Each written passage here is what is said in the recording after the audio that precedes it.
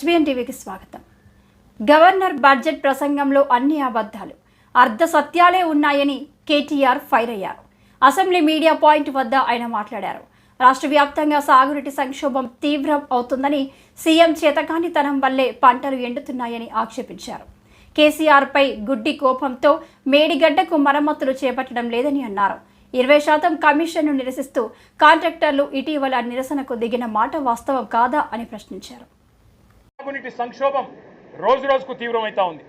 కేవలం కేసీఆర్ గారి మీద గుడ్డి ద్వేషంతో, మా పార్టీ మీద గుడ్డి కోపంతో అక్కడ మేడిగడ్డను రిపేర్ చేయకుండా 15 నెలలు ఎండబెట్టడం వల్ల ఇవాళ మొత్తం గోదావరి పరివాహక ప్రాంతంలో ఎండిపోతున్న ప్రతి ఎకరా పంటకు బాధ్యత తీసుకోవాల్సింది రేవంత్ రెడ్డి అనే ఈ ముఖ్యమంత్రి. రేవంత్ రెడ్డి అనే చేతగాని ముఖ్యమంత్రి వల్ల ఈరోజు రాష్ట్రంలో లక్షలాది ఎకరాల్లో పంటలు ఎండిపోతుంటే, ఆ పంట ఎండిపోయి అవస్థలు పడుతున్న రైతులు, తమ పొలాన్ని నిప్పు పెట్టుకుంటున్న రైతులు, తమ పొలంలో ఇలా గొర్రెలను మేకలను మేపుతున్న రైతులు వాళ్ళు ఎదురు చూసిండ్రు.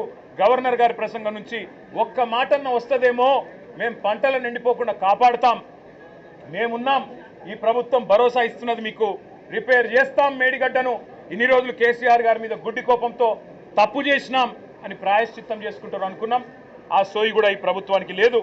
కానీ ఇవాళ భారతదేశంలో బహుశా ఏ రాష్ట్ర సెక్రటేరియట్ లో జరగని అత్యంత ఘోరమైన నీచమైన పరిస్థితి మన రాష్ట్ర సెక్రటేరియట్ లో జరిగింది.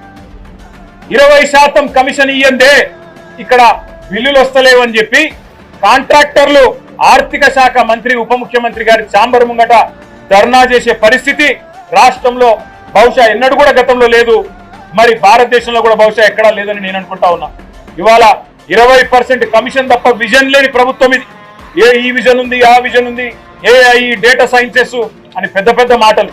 విజన్ లేదు, మన్ను లేదు, కమిషన్ తప్ప.